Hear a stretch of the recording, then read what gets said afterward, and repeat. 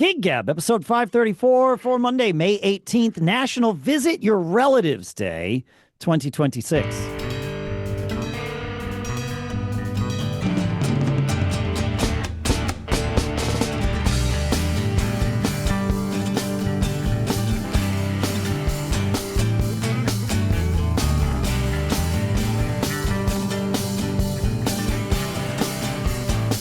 Greetings, folks, and welcome to Gig Gab, the show by, for, and about working musicians. As usual, I'm here in Durham, New Hampshire. And here in Napomo, California, Paul Kent. There you go. I guess like old times. It's just like old times. And for those of you who don't know about old times, Paul and I, Gig Gab was Paul's idea. And you and I did the show together for about 9 years straight. Yeah. Yep. And here we are. What's that? A lot of words. A lot of words were said. Yeah. It's great to have you back on the show, man. Thanks for inviting me, Dave. Well, it's visit your relatives, so I thought I'd visit Brother Dave. Oh, visiting Brother Paul. I like it. It's good. Yeah. How, you're still gigging regularly and doing all your things, right? Yeah. So, just to give everybody an idea who I am. So Dave and I know each other from our work life, and that turned into our music life. We played in a little work-based band together that got together once or twice a year to play a gig. And the conversations we would have from that kind of led to the idea to doing Gig Gab, which, turned into phone conversations across the country. How's your band doing? How's your band doing? And let me vent about what my band's doing. Yes, yeah. I lived in California, Dave in New Hampshire, and so we would learn a little bit about the differences between the scenes in two different areas. Dave actually came out and played a couple times. He flew out to California, played a birthday gig for me, right? A one-off, and then he came out and he played a weekend of gigs when our regular guy wasn't available. But I have a band that actually now this year, starting its 27th year. Big band, 10-piece band, 5 horns, that has done pretty well in the San Francisco Bay Area. And in addition to that, I play solo gigs. And in addition to that, I have like a smaller combo. And then 5 years ago, I moved from the Bay Area, but I keep those musical activities. I go up there. I live about 3 hours away now. And so I go up to the Bay Area like 1 weekend a month in the winters, 2 weekends a month in the summer, and play like a Thursday, Friday, Saturday, sometimes Sunday. But then I also have musical activities down this area I live in on the central coast of California as well. So yeah, I've got a very rich musical life. The Houserockers has been kind of the most fruitful conversations for Gig Gab because there's always been so many lessons about running a 10-piece band and booking a 10-piece band and, band leading a 10-piece band. So I think that's always been... I learned a lot still from Gig Gab, but I've learned a lot by just kind of emoting, some of the pain you go through keeping a band going through all these years. So Gig Gab has just been great therapy. And therapy for sure. Therapy. Yeah. Yes. and just a great source of knowledge. I mean, the guests that you've been having, over the last couple of years have still been fantastic. You get a little geeky for me sometimes, but that's you. I was just going to say, like, I understand that, and I understand the geekiness is not for everyone, but it is for me. And so, I've learned with all the podcasts that I do, we as podcasters attract like-minded audiences, right? Yeah. Because no one's forcing anyone. You don't accidentally listen to a podcast, right? Like, it's a pain in the neck to listen to a podcast. So people that choose to listen are generally going to be people aligned with the host. I mean, I guess there's some shows where people listen and they as rage bait for themselves, but hopefully no one's doing that here. I don't want anybody upset like this. Like, why would you do that? Go listen somewhere else. Like, it's okay. Yeah. But I am I have the nerdy, I have to feed the nerd in me. But you said something yesterday. I was listening to the last week's podcast. Yeah. With Steve. With Mike Schulte, yeah. Mike Schulte. And you said something about the love and hate you get on the internet, and someone called you an old man. Is that real? I got something. Yeah, that was real. It was recent too. Somebody we share a lot of advice on the socials, and it's all bite-sized because that's what the socials are all about these days. So, it's like little snippets of this is the long form here, and then we do little snippets on the socials. Yeah. And I gave, I don't know, it was some piece of advice. Like, I don't come up with the stuff that I say there. Some of it I come up with, some of it Sadie comes up with, but I agree with all of it. I'm not going to put something out I don't agree with, right? But so I don't know which one this was, whether it was me or it was Sadie. But I mean, I've worked together with Sadie for a very long time. Like we know each other very well. And that it was just some piece of advice, like here's the top 5 things to do, or maybe, you know, something about stage volume might have been it, or I don't know. And somebody's like, this guy's an old man. He doesn't know like how the world works today and blah, blah, blah. And I was like, okay, like it's fine. That's pretty funny. Thanks for commenting and feeding the algorithm. But have you carved out a little, patron saint of the cover band nerd sector? I mean, is it like you cover that deep stuff? I don't think anybody else really goes that deep. So do you have like a little subculture of Gig Gab listeners that are like, who want to go hard? Yeah, for sure. And it's, Mike, I think Mike did a good job in last week's episode. And I'm going to wind up screwing up and saying yesterday because I recorded with him yesterday. But describing kind of that, the person that listens is the person like me and him and you that are the people in our bands that are either the leaders of the band or the ones who care about the craft of being in a band, but also like the sound of your band. And for me, sound has been something, I mean, this is no great surprise to anybody, but sound is something I care deeply about. And I'm a student of. I have some expertise, but I would never call myself an expert in sound. But I'm a perpetual student of it. And that's where the nerdiness comes from, right? Like that side of it is I want to learn as much as I can. And the things that I have learned, it turns out that my quest for that knowledge, especially about sound, gives me an interesting and valuable to many of us angle when talking to people that are doing sound for gigs that most of us would never do, right? Talking to folks like your buddy Brad Maddox or Robert Scoville or Paul Clemson or any of these people that happily give us their time here on the show. They're not thinking about little clubs all the time. I don't mean to be dismissive. Like those guys actually are thinking about a lot of things all the time because they are masters and students of their craft too. But my favorite example, and I know I've shared it before, is the first time Robert Scoville was on.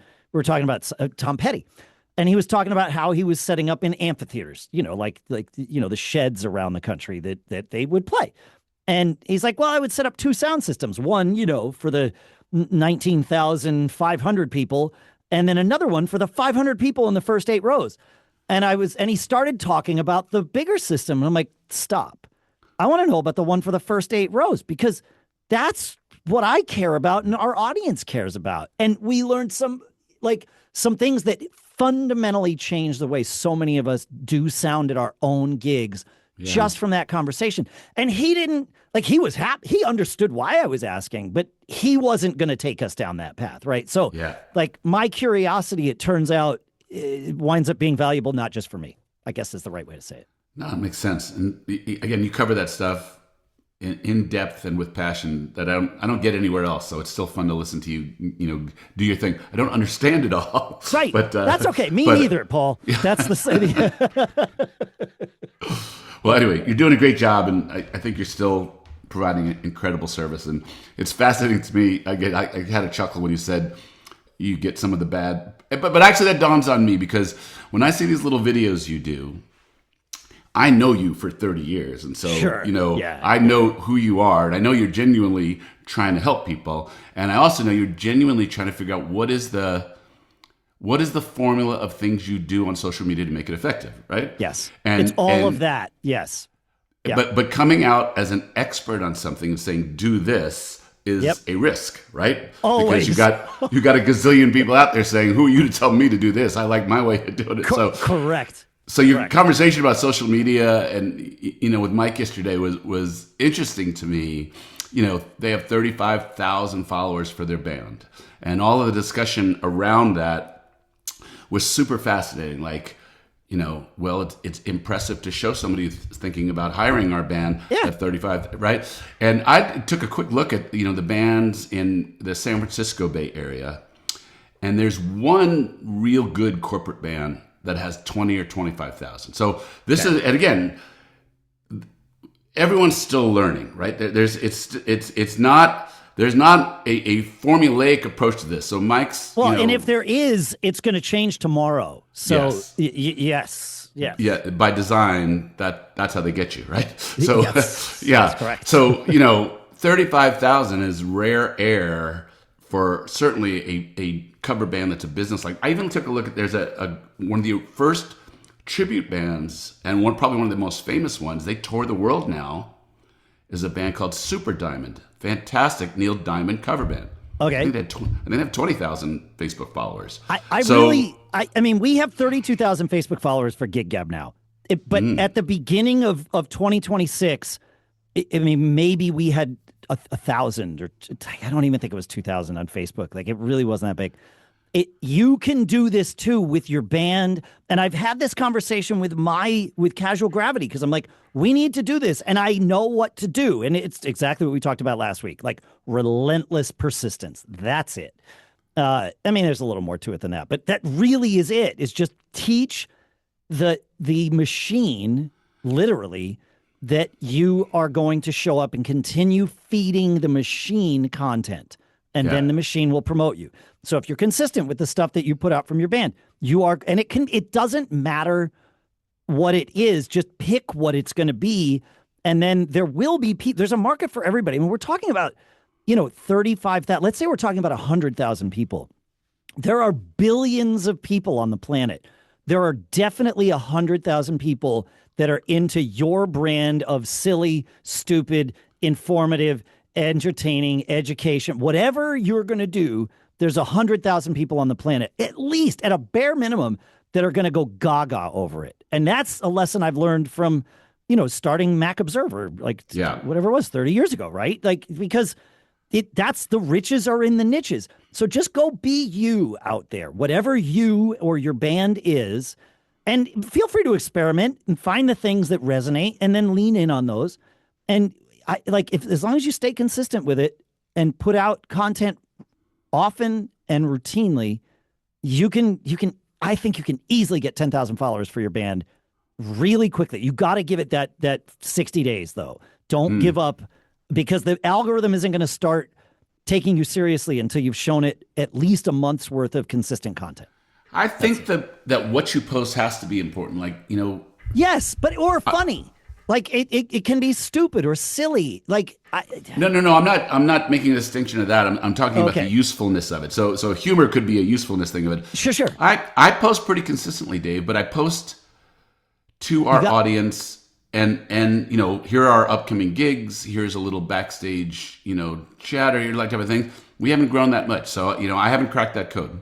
I know. Okay. I can, this part, I'm definitely not an expert. I am way out over my skis right now, but I can tell you one thing I've learned.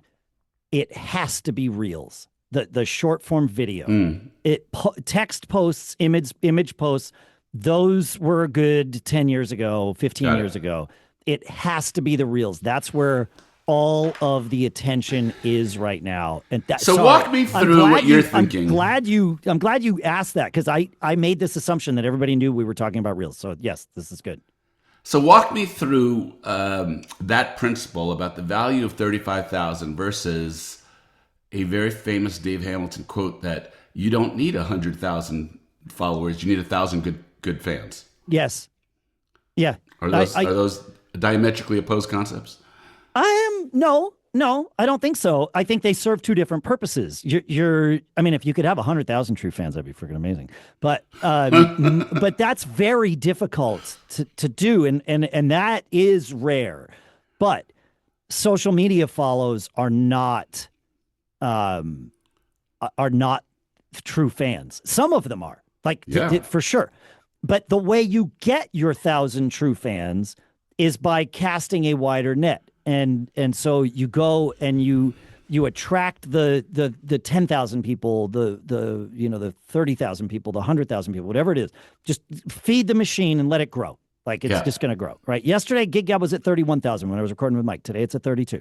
It's just going to keep growing up to some point, and I don't know when that tops out. So I'll let you know. But then from now that you've got this exposure funnel happening to these, tens of thousands of people, now you can start offering things. I mean, if you're a band, the easy thing to offer is gigs, right? Like, come to our show.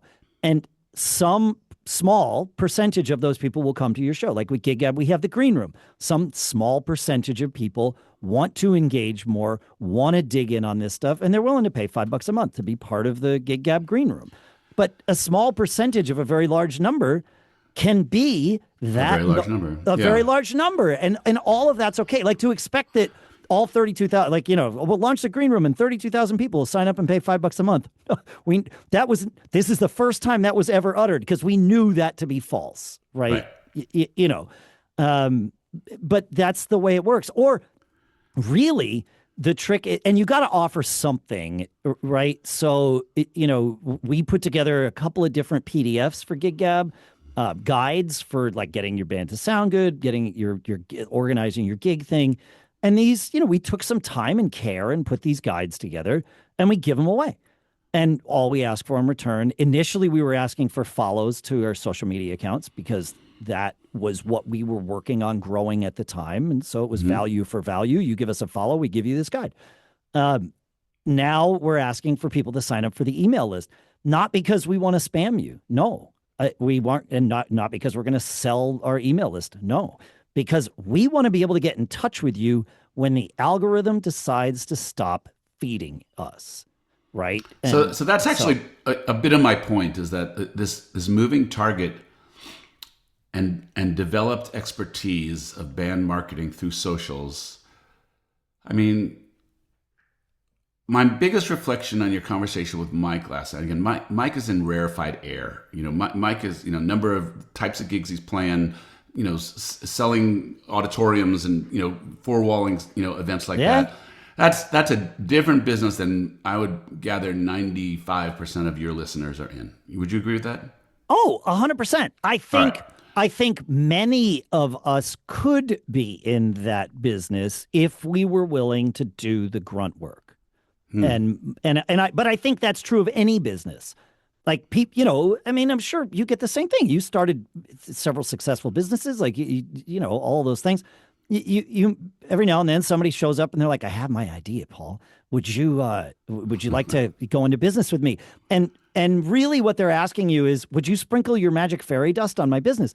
But as you know, there's no magic fairy dust. It's just, okay, I'm going to now put 80 hours a week into this thing, and I'm going to do that for 10 years and maybe 20. And then on the other side, somebody's going to say, look at the overnight success he had. It's like, so I have a different reflection on that. Yeah. I agree with that. It is that weird place we live in as musicians and band people about our willingness to treat it as a business and do all that stuff, because it takes a lot of freaking time and a lot of other things have to be aligned for you to be successful. Sure. The people on your team, the people in your band, a lot of stuff has to be aligned. And, great for the Pork Tornadoes. They seem to have aligned all those types of things. And clearly, they're being very successful at what they're doing. I think that's great. I was reflecting on that one comment that Mike made about how, and hopefully we'll talk about scarcity a little bit later, but he made his comment about, that one guy who says, I need to play 5 times because that's my income. And then his band was going to come in and take his business from him. I really flinched at that one. Sure. I was like, some people want to play 5 times a month, and some people want to do their art that way. And some people, love being a bar band musician and those types of things. And there's nothing wrong with all of that. No, so that's my point. Is there's nothing wrong with all of that. And you and I have had many conversations about, once a dollar is exchanged, you're in business, and you have to accept that you're in business, right? However, even in business, there are some people who take jobs and only want to work 6 months of the year because they want to go surf for the next other. Like what business and work and money mean to people is a very different thing. And all of them are good and all of them are acceptable, right? Yes. Except for cargo shorts. Those are still not acceptable, but we'll leave that alone, right? I don't know. I mean, we lost Jimmy Buffett. So the patron saint of cargo shorts on stage Yes. is no longer with us, but Sammy Hagar's still around. And Yeah, that's true. So, All right, if you're as good as Sammy or Jimmy, you can wear cargo shorts. But I digress. Anyway, that was a bad joke. No, but yeah, I was thinking about, certainly my band in its 27th year. It's been harder the last couple of years. And the thing you said in the last episode that really turned a light bulb on for me is we're not competing with other bands, we're competing with the couch. And that was like, yes, that it has gotten so hard, progressively harder since COVID. There was this euphoria coming out of the pandemic where people needed to go and do stuff. And 2021, 2022, we were depending on where you were, like those were like the resurgence of the golden years, because everybody was like, oh my God, I'm so happy. Yeah. Yes. Yeah. But I think I sent you a note the other day about my reflections lately about the types of people that are coming for music and what they're looking for and all these types of things. And I want to have that conversation, but I want to, before we shift to that topic, and it doesn't have to be now. There's a couple things that you talked about that I want to kind of like shine a light on. The first is you mentioned getting alignment with your band, and the Pork Tornadoes have that.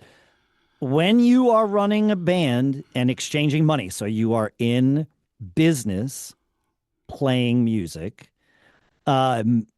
you either have business partners, aka bandmates, or you have employees / contractors that work for you, right? It's one or the other. And I know you can blend these things, and it's not actually binary, but it's something in that realm. And if you don't have alignment with your team if you start a startup and one business partner, let's say you and I go into business on doing a podcast. Hey, of all the things, right? And one of us wants to focus on a podcast doing, about sneakers and tennis shoes, and the other one wants to focus on a podcast about drumsticks. Well, this is going to be a bad partnership from the start. If one of us is going into a business and saying, okay, I don't need to take money out of this, I just want to keep all the money in the business to grow the business up, and then maybe someday we can sell the business, that's fine. There's nothing wrong with that approach, except if your partner, and there's also nothing wrong with this approach, except they don't fit together. Your partner says, I need to start this business because I need a job, I need income. There's, again, nothing wrong with that. But if you're not aligned and one partner needs income and the other one doesn't and wants to put the money in the business, if the other one doesn't need income, it takes it anyway. Okay, well, now you're aligned. Like, you're good to go. And I've had ventures like this, but I've seen ventures fall apart. Even when everybody's aligned on the product and all that, the money side, if it's not there, it doesn't work. And the same is true with the work ethic, right? I think the reason Pork Tornadoes works as well as it does is those guys treat it like a business partnership. And Mike's talked about, he didn't talk about it last week, but he talked about it, on other episodes, where they divvied up the labor. They said, okay, here's all the things that need to be done. Here's the things each of us are good at / enjoy. And they, assign jobs based on that. And then whatever was left, it was like, all right, well, whose plate's not so full? You got to pick up the short straw, buddy, and do the thing that maybe you didn't want to do, but we're all doing it. And they all bought in. And you have to have a certain amount of alchemy from that, right? Like, yes, it's got to be the right fit. There are different skill sets, and like I am bad at that, right? Like if I can do something better than somebody else, I would have a real hard time. You're like that too, right? Oh, and so big time. Yeah, so this is why some people lead bands or start businesses and that type of thing, because they just know they can do all those jobs. But you can't do all the jobs. That's the thing. But then do you have a bunch of people who buy into your leadership and your vision, and will give you no. But what I'm saying is that's the alchemy. I think about the two things. The Eagles quote about every band is always a second away from breaking up. Yeah. And then I think about the story from the Beatles. Where are we going, Johnny? To the top, to the tippy top. Like they were aligned in mission, passion, style of music. The alchemy, I guess, is the best word.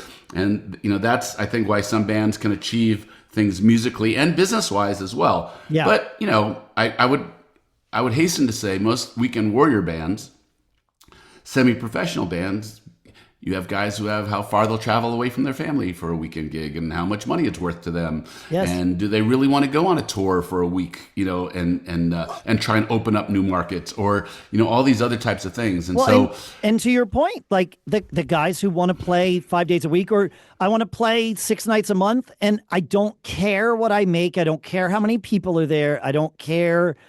I care about, I want to play the music that I want to play, and I want it to be within 30 minutes of my house, and I want to play X number of gigs a month. And like, if that's your definition of success, right? And maybe that's the thing we're talking about here is every band needs a shared definition of success. And if you don't have that, it ain't going to work.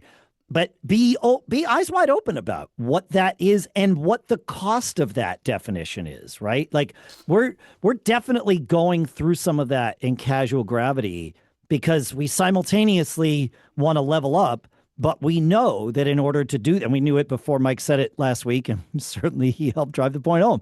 But we've recently been talking about how what the part that sucks about leveling up is we will be playing less gigs, or at least less gigs near our homes, and then opening up other markets. It's the only way to do that with the model that we have.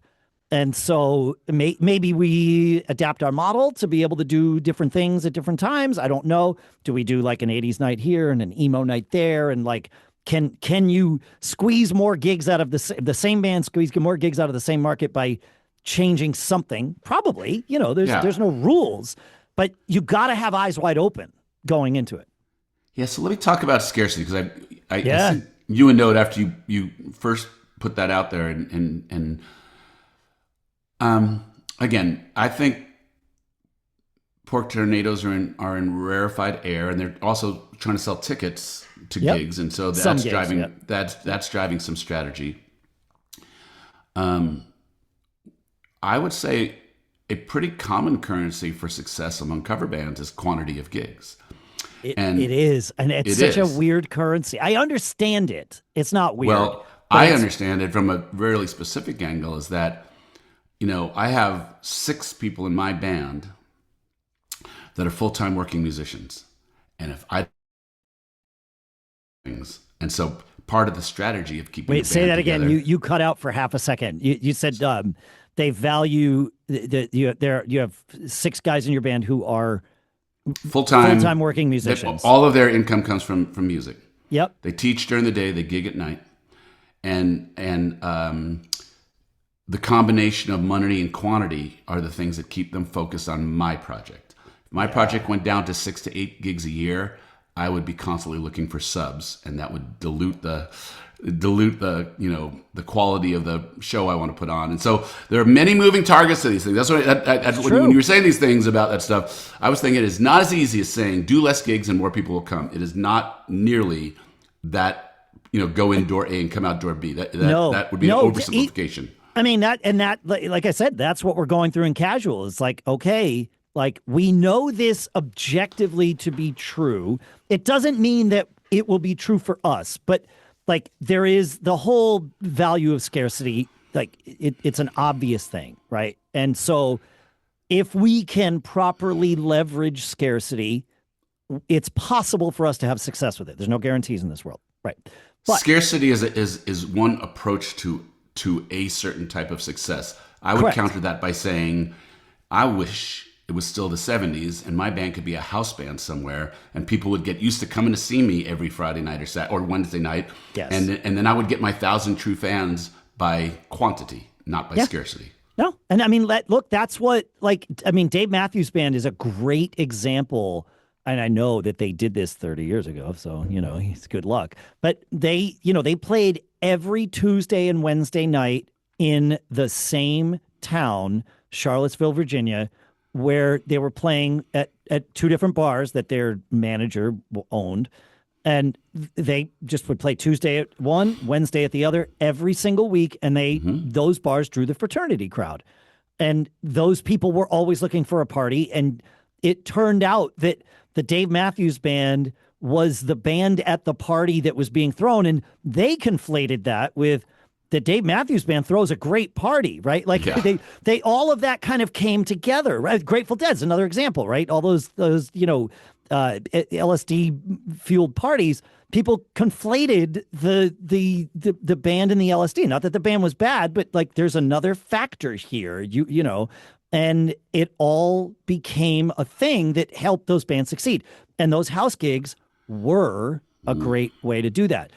I don't know that exists today. I would love to hear from somebody. Feedback at giggabpodcast.com if it does. Yeah. Yeah. I don't know I don't know any house band situation that exists today, but I will say in tourist areas they do, but that's different. You're not going to get your 1,000 true fans because if they're not coming back over and over again. Right. Yeah. Exactly. Our band, you know, was played peaks of about 75 gigs in 75 square mile, you know, radius. Yeah. And, you know, constancy has been again the whole issue about keeping my band busy and focused on, you know, on a project is one aspect of it, and on each other. Yeah. But you know, one of my goals was to be kind of like the first call big event band when something was going to happen in this area. Yeah. And the tack to that was to build a reputation and play a lot and, you know, meet a lot of fans and, you know, win a lot of hearts and, you know, those types of things. I will say that last year, going back to our conversation, you know, everything was great coming out of the pandemic, but last year we've had some changes in personnel and in those changes of personnel, just to keep the bus moving forward, we've been playing largely the same set. So rather than turning the whole show over, we needed to get people integrated into what we were doing. And so that kind of, you know, and I noticed it last year that some of the regulars who would come and see us 8-10 times a summer were coming to see us 2 or 3 times a summer. So we spent this winter basically turning over our show really diligently, you know, and we just played our first big show last weekend. And I think we have 14 new songs for the year, and we got 12 of them on stage for the first time. And, you know, so the tactics to success, going back to my comment about it's risky to be the guy who in a reel who points at you and says, do this and you'll be successful. There are many paths to success. There are many tactics. And again, playing music to express their art and to make other people happy with music.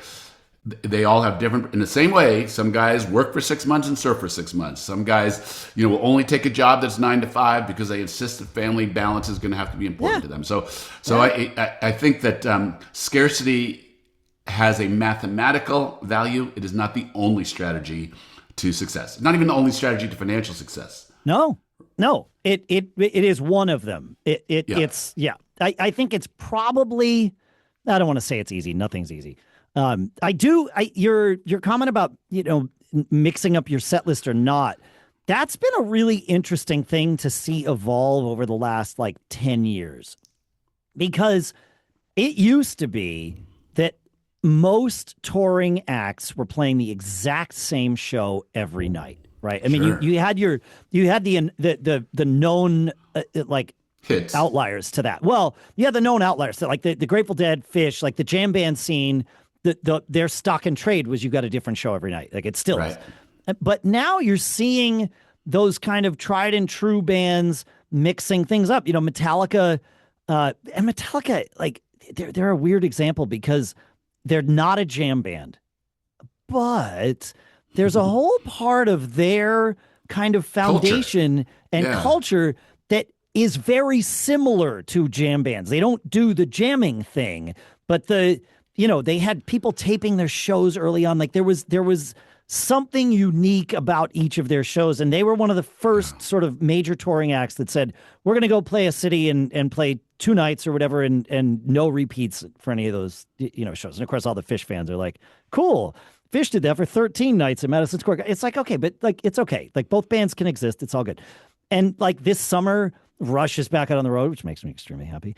And if I haven't mentioned it before, and they've announced that they're doing 5 different shows that they've put together. And there's some commonality between, you know, from each of them.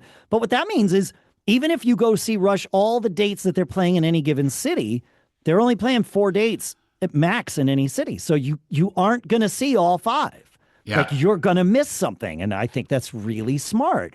And if you're, I said one of the ideas that kind of rolled out with Casual was, do we do an 80s night here and an emo night there and a whatever, classic rock night there? And now it's like, okay, now we can sell to the same market, maybe not the same people, but maybe some of those people that are into the band, the Thousand True Fans, right? They'll come to all the gigs so they can see and compare and contrast.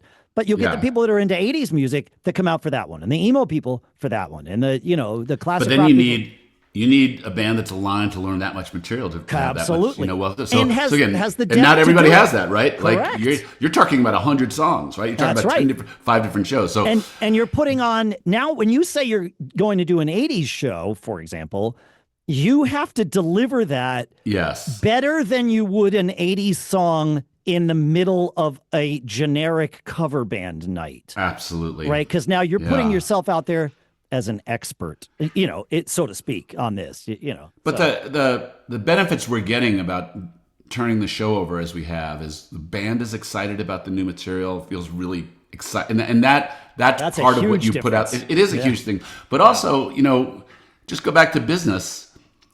Marketing 101, you have to have something to say, right? So come see us again. You've loved us in the past is not the strongest argument that you can make. So to say, hey, we have a new show, we're doing something special, we're doing something different, we have a guest star sitting in with us, you have to have something to say. Hopefully something unique to say.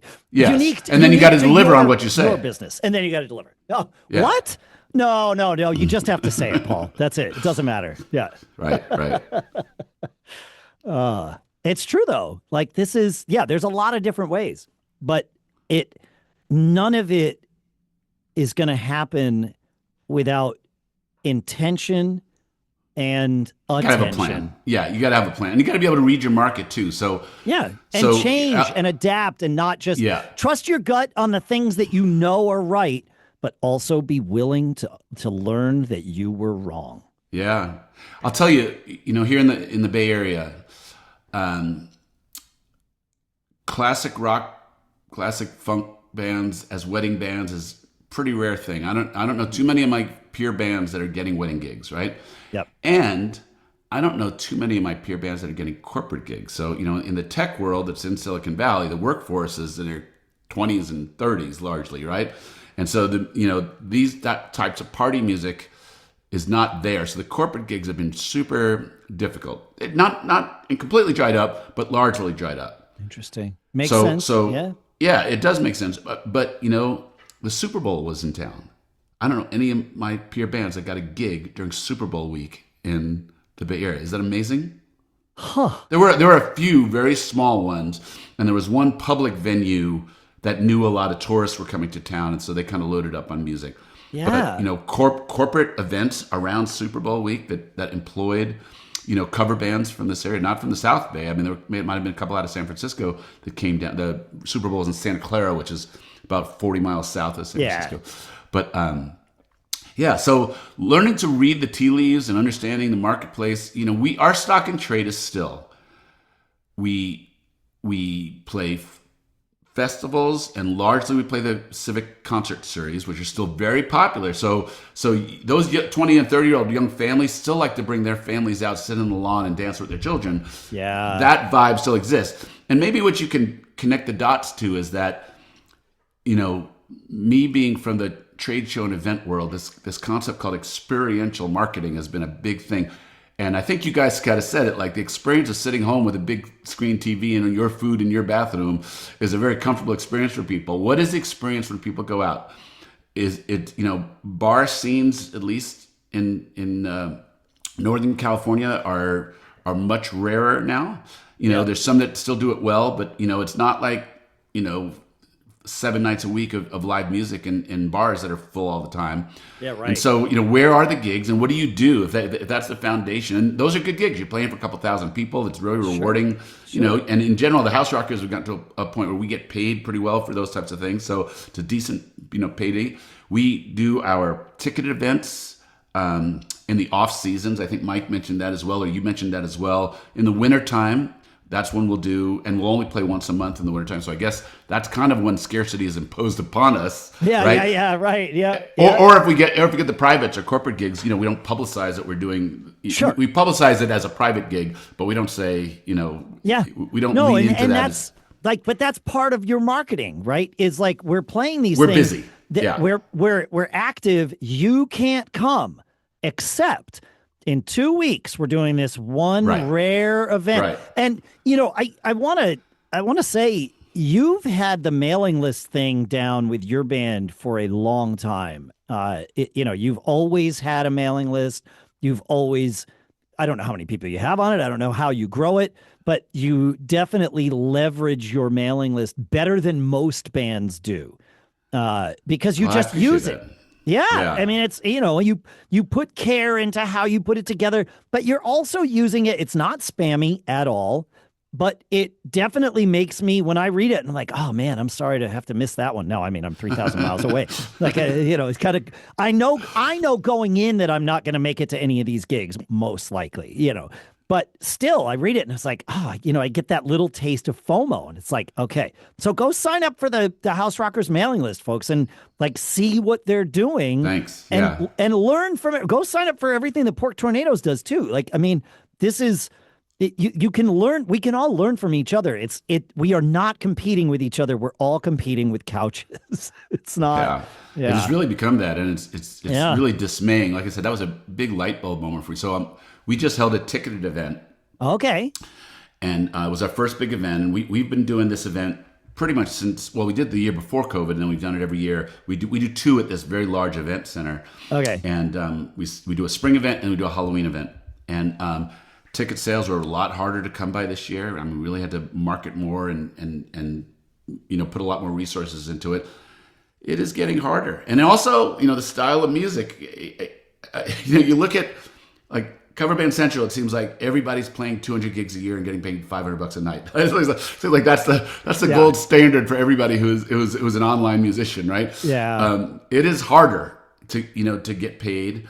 It is harder, and also our audiences, and largely those bands that I see the videos of, are largely classic rock, classic funk, soul type things. The audiences for them we're aging up every time. Yeah. And so, the ability to adapt, younger music. We've been fortunate. I got a guy in my band who can sing Bruno Mars stuff, and so we've had quite a bit of Bruno Mars stuff, and it's stuff that even older people hear as they go through the radio, stations, and that type of thing, and that helps with the attractiveness of our show. And has some relevance. Hat tips to Motown, hat tips to classic 80s rock, and all that, and that's kind of our vibe. That's what we do. Yep. But I am keenly aware when I walked around seeing who bought tickets for our show, what the demographic of this resonated with. And that's the thing you learn, right? Who is your audience? How do you talk to your audience? I told you this once that, have I ever mentioned that I'm a huge Springsteen fan? Who's this guy? I think he's playing on the East Coast this week, I think. So, it's in Madison Square Garden. Yeah. Anyway, he said that his approach to his career has been a lifetime conversation with his audience. Through music, but also through everything else he does. Through everything else, yes. Yes. Our job as band leaders and band participants and the choices we make all are part of that conversation. That the way you talk to them in emails, what you put onto your social media, what do you say in between songs and shows. I think that personal connection and understanding that you're talking to human beings and you're trying to give them an experience, to kind of go back to that thought. Yeah. It will shape all the ways that you point your message to people and your music to people. This is interesting. We, this is something that I wish I could say I've always known this, but I didn't. When we started Mac Observer, which was it is still, we just don't own it anymore, a website for Apple users, tips, tricks, reviews, news, that kind of thing. When we started it in 1998, we thought we need to keep our personalities out of this. Right. We are going to be like the New York Times. We're going to be the business is the voice. The business is the brand. And yes, we will have our names on the bylines, but these articles aren't about us. They're to be informative and all of that stuff. And what we learned was that was a terrible mistake.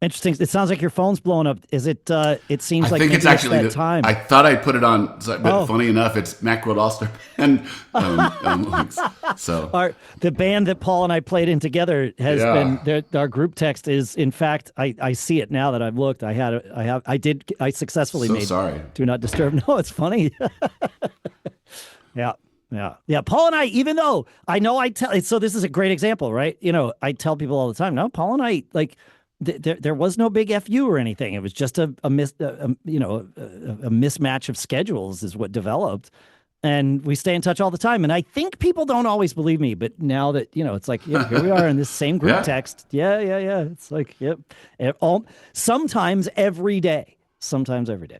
So, yeah. yeah. Well, it's good visiting with you again, Dave. And I think it just has so much value to it. So I love the variety of things that you've been talking about, and I love the way that you're reaching new audiences and stuff like that. Hope people found this conversation, for what my expertise is limited to my very limited market, and approach, and still learning. Right, every day you're learning something about how to find whatever your level of success or your goals for success are. So. Yeah. But again, I would call this another good therapy session with Brother Dave. Oh, absolutely. As you were saying, I hope somebody got value out of it. It's like, well, I'm right here. I got value out of it. This was worth it. It absolutely. That idea of, that I think one of the takeaways here, if we kind of look at the thread of what we just had for this discussion, which it turns out I have to do because I need to put a title on this, is, that shared definition of success in your band. Because clearly we just talked about a dozen different definitions and we didn't hit them all, right? So your band's definition of success might be different than mine, and it's definitely going to be different than, one person out there versus another. So figure it out, and whatever it is right. There's no wrong version, so long as your band is aligned on your version, like your band's version of success. I think over the years, that's the one thing that we've come back to, is that foundational conversation about the goals, the commitment, the expectations. Still, so many people go to Craigslist, put an ad up, Yep. and you end up taking the best of maybe even not the person you would really want, but it's the best that we got. Right. Yep. Because I want to have a that band, showed and up. I want to get out and start gigging, or whatever it is. And so a lot of people, are pooling people who come from different backgrounds or different perspectives. And do you have that conversation? Did you, did I get that from you? The band checklist, was that the thing that? Yeah, that was one of the things that we put out there. Amazing. Oh, fantastic. awesome. Woohoo. That was like the first thing that you think doing the reels is not scary, because any one of them, I could just take it down. You know what I mean? Like, if it's like, and we haven't, to this day, I don't think we've taken, well, that's not true. There was one reel that we took down because in the context of the episode some of the reels come from extracted from episodes. Some we create separately. Yeah. There was a reel that was extracted from an episode. I'm not going to say what episode or who it was, but as soon as the reel went up, I got a text and they were like, I don't think it's going to be good that this particular slice of this episode without the context is going to be good out there. And they explained why. And it was like, oh my gosh, I'm sorry, and we took it down. And I agreed with it. It was like, oh yeah, in the context of the show, totally made sense. You slice it out the wrong way, and I wasn't seeing it that way. I was seeing it because we saw it from the context of the show. So, sure. But otherwise, we've never taken one down, but we can, and there's lots of them. But when we put that checklist together, it was like, man, if we miss one thing, it's going to be like immortalized, and I'm going to be the embarrassment of the world. And then like the ones about doing sound, I'm like, oh, Sadie, we're getting way out over our skis here. Like, I don't know, but they've landed really well. So I'm so glad. Thank you. I'm so glad that checklist. I'm a checklist person. Like I have a checklist before I leave the house for every gig. So, but that, kind of an agenda for a band setting shared priorities, that's what I would take from that checklist. Right. Whether all those things can be talked about in one meeting with it doesn't matter. It's all the stuff that eventually is going to have to get talked about, right? Yep. And I hope most bands have, and I would imagine all bands have some form of that. Sometimes they have it as an emergency when they realize they're getting off course of those types of things. And like, we got to pull this thing back together. But I mean, you'll save yourself so much time, so much heartache, if you can just ask a couple questions up front after they answer to your Craigslist ad. My smaller group down in San Luis Obispo, I put an ad out, I have a 4-piece band, great guys, great players, really fun. But I was thinking I might like to add another guitar player. So I put an ad out for guitar, and I said basic things, gave them our website, and, said, and everyone comes back and says, send me your song list before I send you anything about me, right? So the people who turn it into a task for me, I'm making a judgment about how this is going to go, right? Sure. This is a little amount of information I have, but I tried to say, here's how we do things, here's what I do, and but the number of questions that I get back, it's only about what songs do you play, and if I like them, maybe I'll give you my time. Yeah. And that is so I would, and I like. There's nothing wrong with that approach. That approach serves those people. That would not be I would only ask for a song list if we were to the point where we were setting up an audition, because I would want to be prepared, right? Yeah. But prior to that, I've learned I don't care as much about what kind of music I'm playing in a band. I want to know, how is the band organized? Who's running things? How successful have you been with stuff? What do you do? Like, I want to know the business, the infrastructure that you have. Yeah.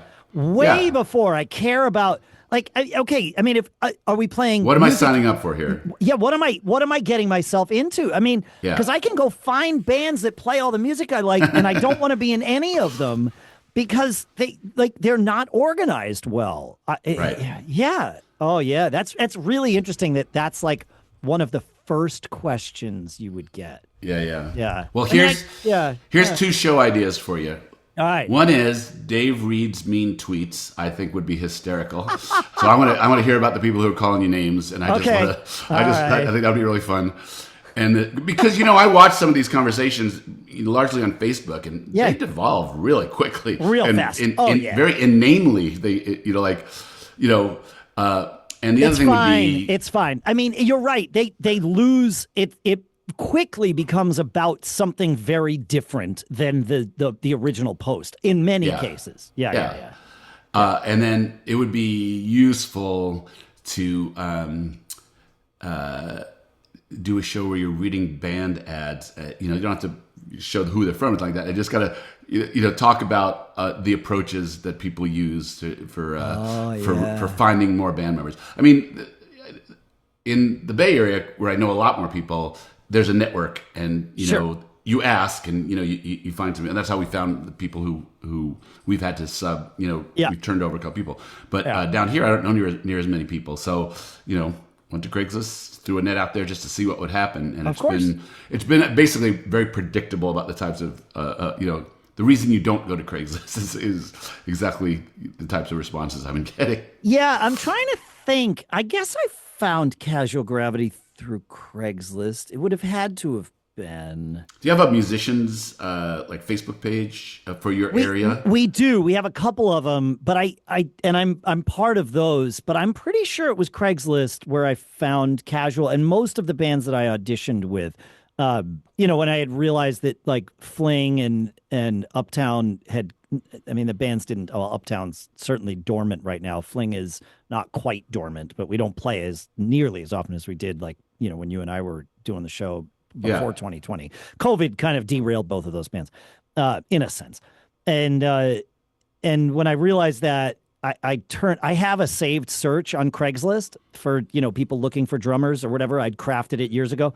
And so I'd had it off for a while, so I just turned it back on. I also texted I don't know, 15, 20 people that I knew and was like, hey, I know I haven't really been on the market for a while because I've been, involved in other projects. I am now on the market again, and it started kind of all of that up.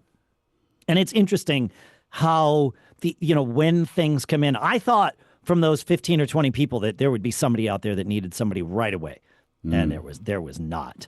But like a year later, somebody was like, "Hey, you still looking for a band? Because I really need." And I'm like, "Sorry, like I don't have the time to commit to that." So Yeah. It's, I mean, but that's how it goes. Like you said, with Craigslist, you get who is available at that time. That's it. You're not getting who's you're getting who's looking at that time. That's even different than who's available. That uses Craigslist. That uses right is subset of a subset of a subset. Yeah, that's right. Yep. Yeah. Fun stuff, man. Thank you.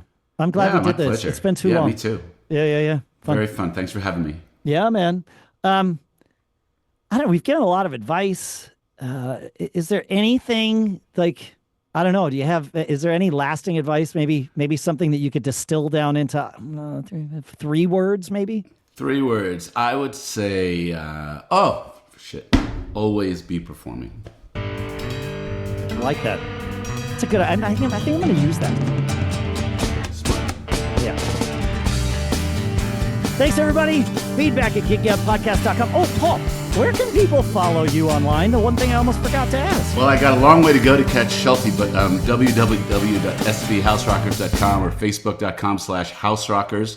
If you want to follow us tomorrow, maybe we'll have 4,803 people instead of 802 people. So, dude, that 4,000 people following your band online is a lot. That's outstanding. Yeah. I was feeling bad about myself. Oh, no, dude, all you have to do is go look at like all the other bands, and it doesn't matter. Like, you've got those 4,000, you can build from there. That's what we do. So, all right, man.